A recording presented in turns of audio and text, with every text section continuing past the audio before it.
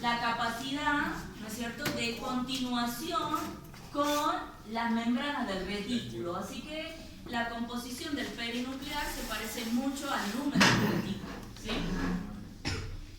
Así que acá en la membrana externa, en la envoltura, podemos encontrar a veces algunos ribosomas y algunos receptores de membrana parecidos a los del red, ¿sí? Mientras que en la membrana interna lo que vamos a tener van a ser algunas proteínas que lo que van a hacer es tomar, ¿sí?, contacto con este material fibroso que está íntimamente cercano a ellos, que es la lámina fibrosa.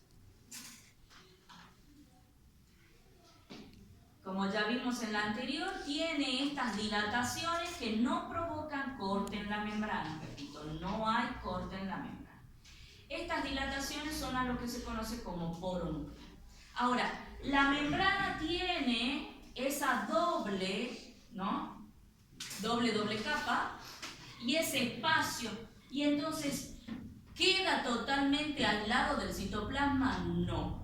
El núcleo es una continuación del enrejado que tiene el citoesqueleto, ya que las membranas, tanto externas como internas, tienen algunos componentes transmembrana que van a permitir la unión con los componentes del citoesqueleto hacia afuera y con los componentes de la lámina fibrosa hacia adentro de la matriz. Entonces, en la región citoplasmática, o sea, en la membrana externa, tenemos estas proteínas que se llaman nesprinas, ¿sí? Y las nesprinas van a permitirnos, o van a permitirle al núcleo la unión a distintos, fíjense, componentes del citoesqueleto.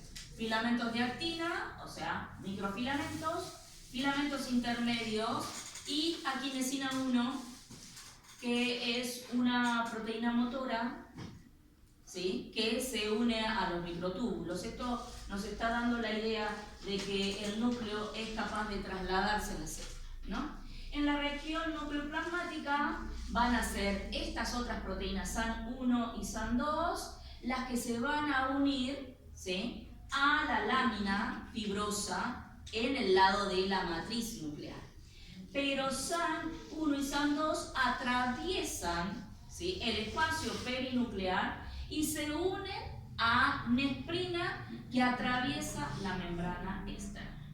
Esto permite que entonces cualquier tipo de tensión mecánica sobre la célula o el citoesqueleto también va a traccionar con el núcleo. El núcleo no se va a fracturar o se va a romper, ¿no? Fíjense, acá los tenemos, esta es la membrana interna, esta es la membrana externa, ¿no? Acá tenemos SAN1, ¿sí? Y fíjense cómo atraviesan el espacio periplasmático y se unen a las nesprinas que están acá.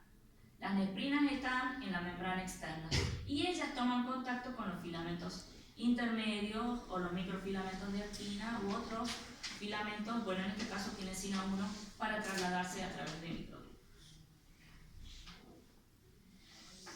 Los poros, ¿sí?, son las aberturas que tenemos en la membrana. Fíjense en este gráfico cómo se ve clarito que la envoltura se sigue en lo que es un saco, ¿sí?, de la misma, del retículo, ¿lo ven? ¿Sí? Las dilataciones, o sea, los poros, no están descubiertos. Los poros están totalmente cubiertos por un complejo sumamente complejo de proteínas. Todos los poros tienen un diámetro similar en una misma célula y dependiendo de la actividad transcripcional de la célula, si la célula es muy joven, tiene muchos poros. Si la célula es muy viejita, tiene menos poros. Si la célula tiene función secretora, tiene más poros, y si la célula no tiene función secretora, tiene menos poros. Por lo tanto, asociamos la presencia de poros a la transcripción, ¿sí? El complejo del poro, así es como se llama, al conjunto de proteínas que tapiza la dilatación o el poro. Es un conjunto cilíndrico, es simétrico en todas sus partes y se forma, digamos así, en 8, ¿sí? Va a estar tipos de anillos, ¿sí? Acá lo van a ver mejor. Tenemos un anillo que da hacia el citoplasma, ¿sí? Un anillo que da hacia el carioplasma y un anillo que se conoce como anillo central, el cual está a su vez formado por 3 tipos de anillos, ¿sí? Unas proteínas van a servir de anclaje a cada una de las placas del cilindro interior, el cual tiene un cilindro, ¿sí?, que contiene un gránulo central. Ahí estamos con los, siempre en número de 8. Todo el canal, ¿sí?, va a tener una abertura que va a permitir que el canal se pueda abrir o cerrar dependiendo la situación de vida de la célula y la situación de sustancias que deban importarse o exportarse del núcleo. Así que el complejo es sumamente activo y selectivo a la hora de permitir qué pasa y qué no pasa a través de él. Lo vemos acá, ¿sí? Fíjense, bueno, este es el que mejor lo muestra, ¿no? Acá tenemos el anillo externo, es esta parte, ¿sí?, recubre el poro, pero a su vez tiene asociada una serie de proteínas que van a servir como una suerte de sensores para sustancias que van a exportarse o que van a importarse en el núcleo. Del otro lado, del lado de la matriz nuclear, tenemos otro anillo que es el anillo interno, ¿sí? Y en el medio tenemos el anillo central, ¿no?, que tiene 3 anillos. Fíjense el componente, las anclas que le permiten unirse a la membrana, ¿sí?, el cilindro o los ejes que sostienen al cilindro central. El cilindro central tiene función ribonucleasa, por lo tanto tiene la capacidad de destruir ARN. Esto es lo que conocíamos del complejo del poro hasta el año 2016 y gracias a la pandemia conocemos que es así desde el año 2022. ¿Sí? Fíjense cómo se extiende, ¿no es cierto?, la jaula, porque esto da hacia el interior. Antes teníamos una idea más precaria de la jaula, ¿sí? Ahora sabemos que se extiende por mucho, mientras que del lado matricial, del lado citoplasmático también va a tener sus sensores. El transporte hacia y desde el núcleo va a tener y va a estar relacionado con el tamaño de las moléculas. Moléculas que tengan un diámetro menor o igual a 5 nanómetros pueden atravesar el cilindro sin ningún problema. ¿Sí? Moléculas polares, ¿sí?, pueden atravesar la bicapa lipídica. El problema es el espacio perinuclear, ¿sí? Si las moléculas o las partículas tienen más de 5 nanómetros o entre 5 y 9 nanómetros, el paso va a estar restringido. Y si las moléculas tienen mucho más tamaño que 9 nanómetros, va a necesitar sí o sí una señal química para poder atravesar el complejo del poro que acabamos de ver. ¿Cómo? Obviamente tomando contacto con esos sensores que tiene tanto hacia el lado citoplasmático como hacia el lado de la matriz.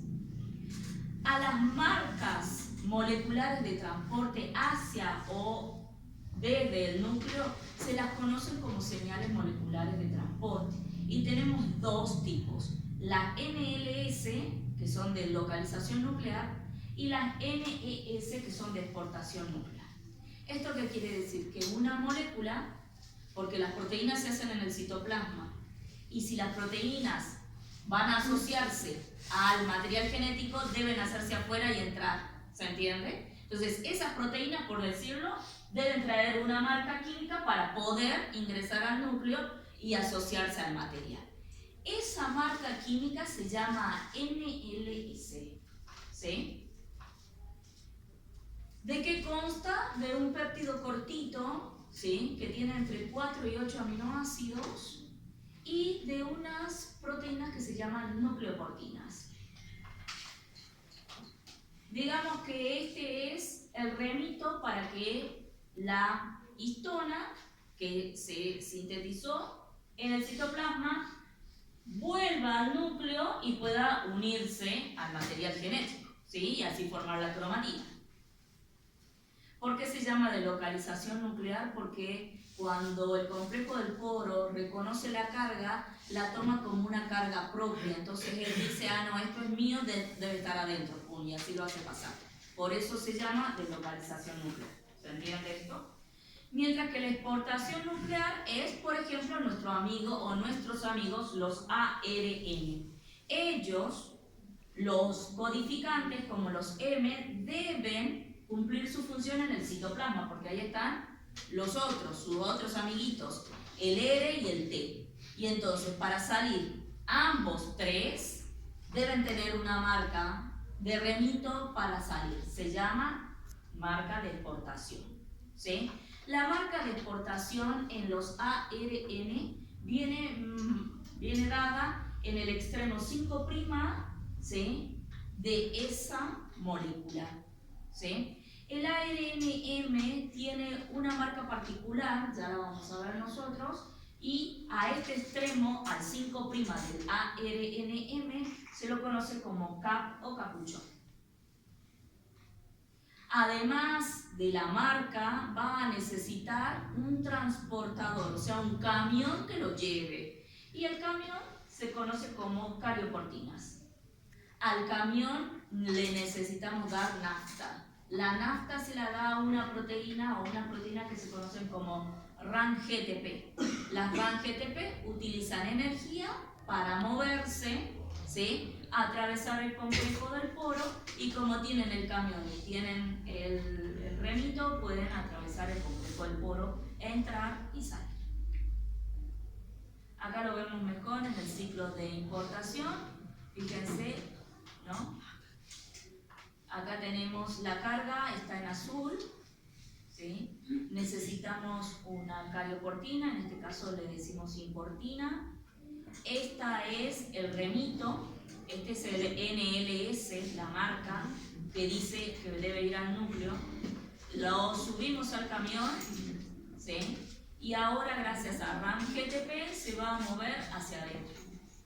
Dentro del núcleo, RAN-GTP es desfosforilado, se suelta carga, se suelta marca, ¿sí?, y ellos son de nuevo extraídos fuera del núcleo.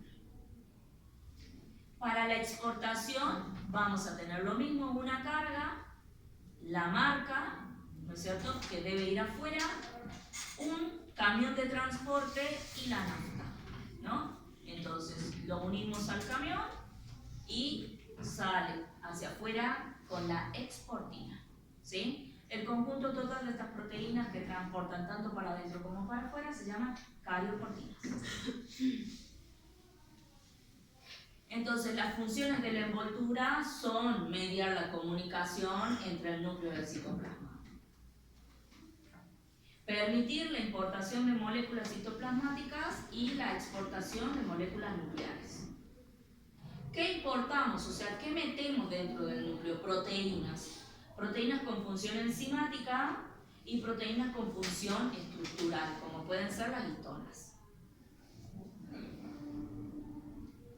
¿Qué exportamos? Bueno, ARN-R, o sea, los ribosomas, ARN-T, ARN-M.